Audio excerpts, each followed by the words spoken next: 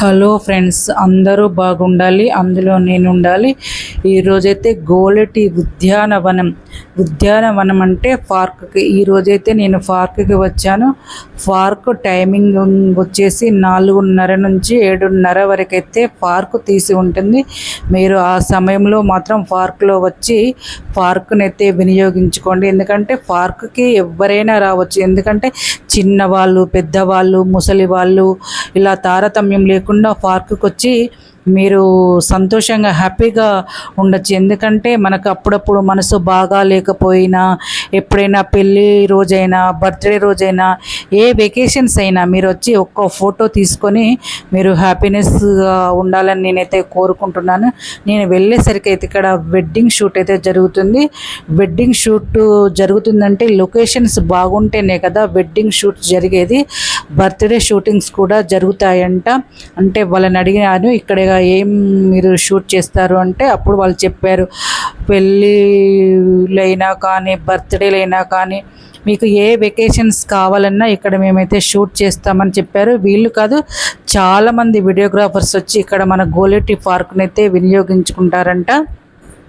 నిజంగా పార్క్ అయితే చాలా చక్కగా ఉంది. నిజంగా మొన్ననే వర్షం పడింది కదా, ఆ వర్షానికి ఇప్పుడిప్పుడే చిన్న చిన్నగా అంటే ఆకులపై ఉన్న మురికి మొత్తం పోయి ఇలా చక్కగా ఆకుపచ్చ కలర్లో మాత్రం చాలా ఆహ్లాదకరంగా పార్క్ అయితే కనిపించింది.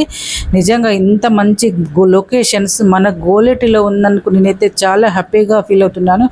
కానీ గోలేటి వాళ్ళైతే ఈ పార్కుని అయితే వినియోగించుకోవడం లేదు.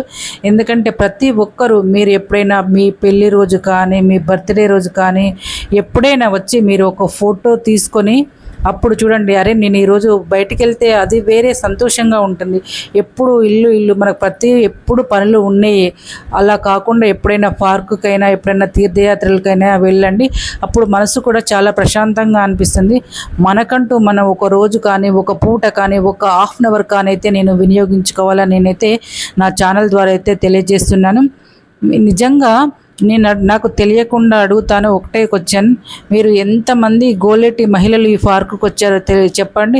గోలేటి పార్క్ ఇంత బాగుంటుందని మీకు తెలుసా? నిజంగా అందరికి రోజు వస్తారా మీరు ఇక్కడికి? రోజు వస్తారా?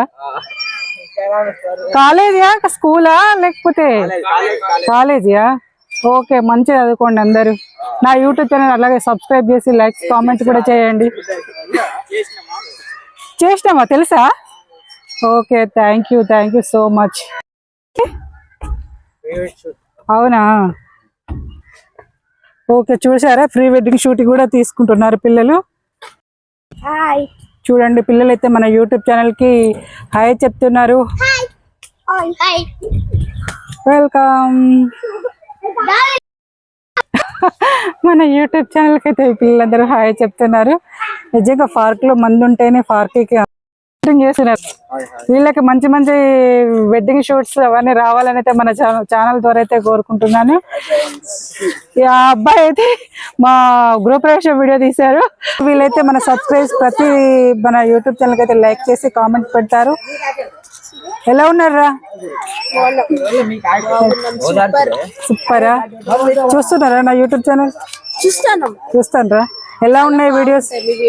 అవునా? Thank you so much Nani.